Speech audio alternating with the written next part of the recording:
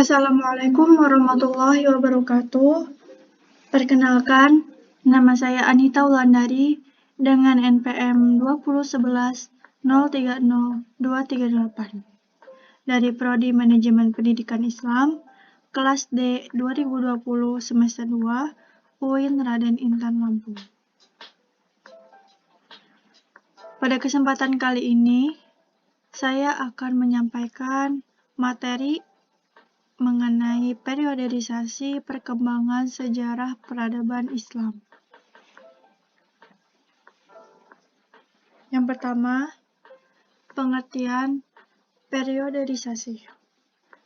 Perioderisasi merupakan pembabakan waktu yang digunakan untuk berbagai peristiwa atau kejadian yang terjadi pada saat itu juga, atau peristiwa yang terjadi dalam kehidupan manusia, yaitu pada setiap masa yang memerlukan suatu pengklasifikasian pada suatu peristiwa, yaitu berdasarkan jenis, waktu, dan tempat terjadinya peristiwa tersebut. Kemudian peristiwa-peristiwa tersebut yang terjadi itu disusun secara kronologis atau berdasarkan waktu kejadian peristiwa, baik berdasarkan bentuk maupun jenis peristiwa.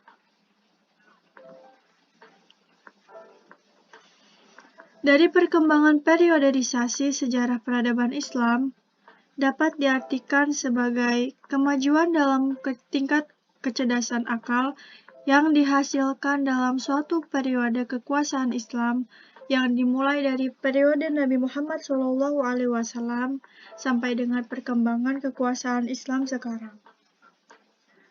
Atau dalam artian lain, yaitu suatu perubahan pola pemikiran yang dihasilkan oleh umat Islam melalui perkembangan yang dilakukan dari berbagai bidang, seperti bidang politik, bidang pendidikan, bidang pembangunan, bidang kesenian, dan segi bidang lainnya dari masa ke masa.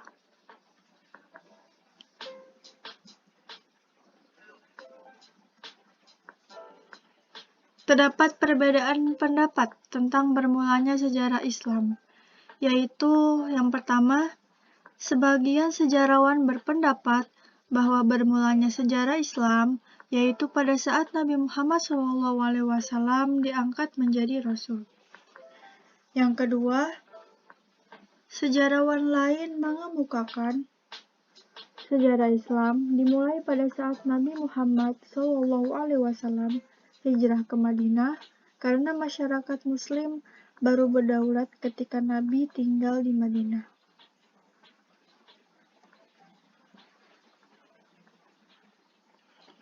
Kemudian terdapat dua pendapat lagi mengenai periode yang dikemukakan oleh ulama Indonesia yang diantaranya yaitu pertama menurut A-Hashimi 1978 ke 58.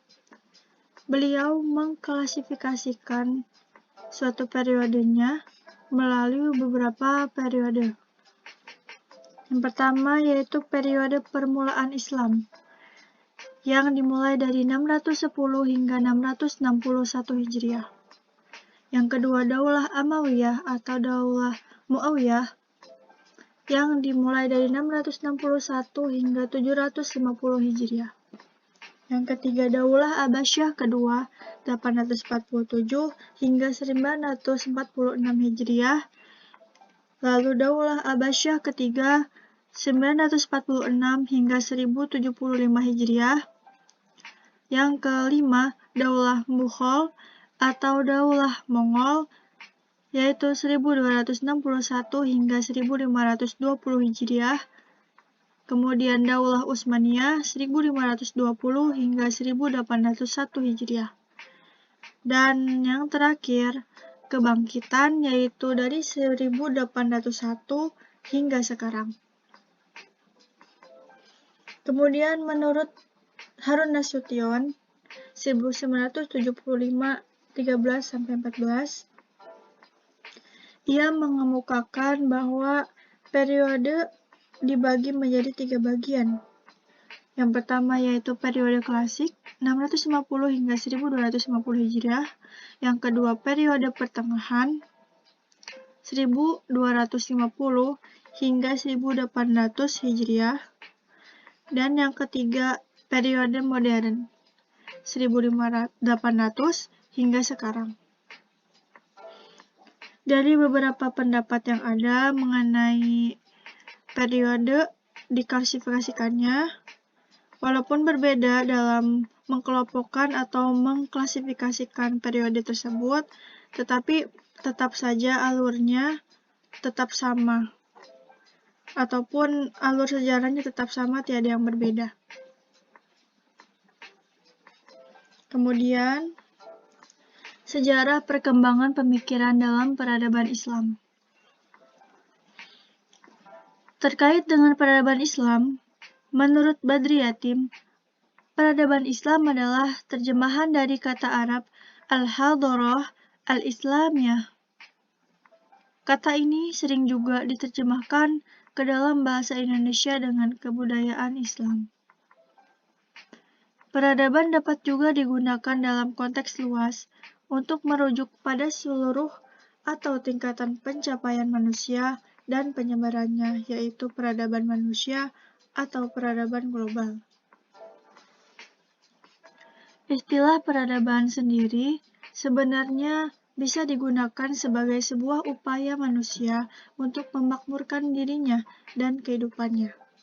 Maka, dalam sebuah peradaban pasti tidak akan dilepaskan dari 3 faktor yang menjadi tonggak berdirinya sebuah peradaban. Ketiga faktor tersebut adalah sistem pemerintahan atau sistem politik, sistem ekonomi, dan yang ketiga, iptek, ilmu pengetahuan dan teknologi.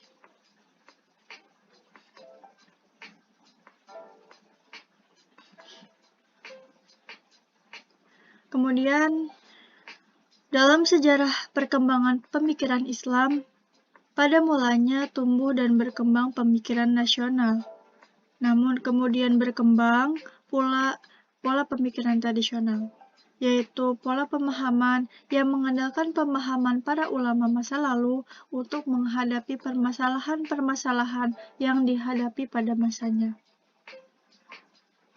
Pola pemikiran nasional berkembang pada zaman klasik Islam, terutama pada masa dinasti Umayyah dan Abbasiyah. Sedangkan pola pemikiran tradisional berkembang pada zaman pertengahan Islam, yaitu setelah habisnya masa dinasti Abbasiyah hingga abad ke-18. Pola pemikiran nasional berkembang dipengaruhi oleh persepsi tentang tingginya kedudukan akal manusia di kalangan umat Islam pada saat itu. Persepsi ini sejalan dengan persepsi yang sama dalam peradaban Yunani yang ada di daerah-daerah Islam zaman klasik.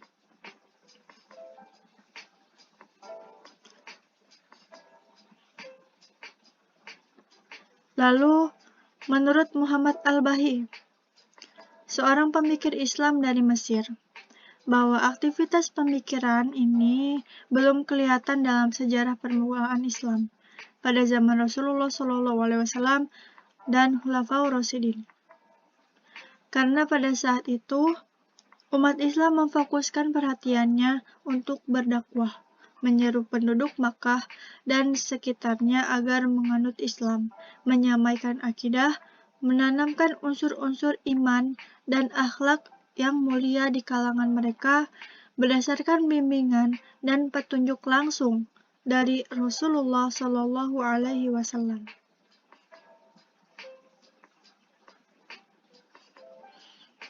Setelah Rasulullah SAW wafat, terdapat sedikit kekacauan pada awalnya, tetapi dapat diselesaikan dengan baik oleh Abu Bakar setelah ia dilantik menjadi khalifah. Pada era 2 khalifah pertama, yaitu Abu Bakar As-Siddiq dan Umar bin Khattab, tidak banyak masalah. Namun, pada masa khalifah ketiga, yaitu Utsman bin Affan, mulailah timbul bibit-bibit pertikaian dalam bidang politik yang kemudian menjalar pada isu-isu akidah. Setelah Utsman wafat dan Ali bin Abi Thalib dilantik sebagai khalifah, keadaan menjadi semakin serius dan bahkan terjadi perang saudara antara sesama muslim. Namun dari masa inilah dimulainya perkembangan pemikiran Islam secara drastis yang hampir merambah dalam semua bidang. Kondisi ini berlangsung pada masa dinasti Umayyah dan mencapai kemajuannya pada masa dinasti Abbasiyah.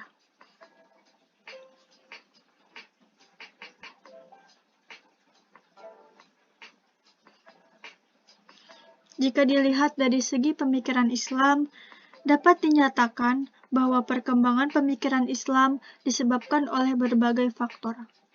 Faktor-faktor tersebut diantaranya ialah 1. Sebagai usaha untuk memahami atau mengambil istinbat. Yang dimaksud dengan istinbat yaitu intisari atau pengajaran. Hukum-hukum agama mengenai hubungan manusia dengan penciptanya dalam masalah ibadah. Juga hubungan sesama manusia dalam masalah muamalah. Yang kedua, sebagai usaha untuk mencari jalan keluar atau solusi dari berbagai persoalan kemasyarakatan yang belum ada pada zaman Rasulullah SAW dan zaman sahabat, atau untuk memperbaiki perilaku tertentu berdasarkan ajaran Islam.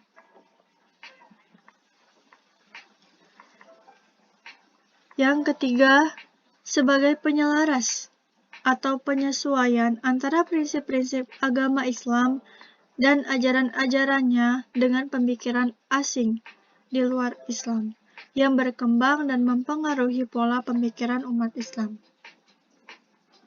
Yang keempat, sebagai pertahanan untuk menjaga kemurnian akidah Islam dengan menolak akidah atau kepercayaan lain yang bertentangan dengan ajaran Islam dan menjelaskan akidah Islam yang sebenarnya. Dan yang kelima, untuk menjaga prinsip-prinsip Islam agar tetap utuh sebagaimana yang telah diajarkan oleh Rasulullah SAW untuk dilaksanakan oleh umat Islam sepanjang masa hingga akhir zaman. Alhamdulillah, sekian yang dapat saya sampaikan. Kurang lebihnya saya mohon maaf apabila terdapat kekeliruan dalam pengucapan maupun kesalahan dalam penyampaian. Saya mohon maaf sekali lagi. Sekian dan terima kasih.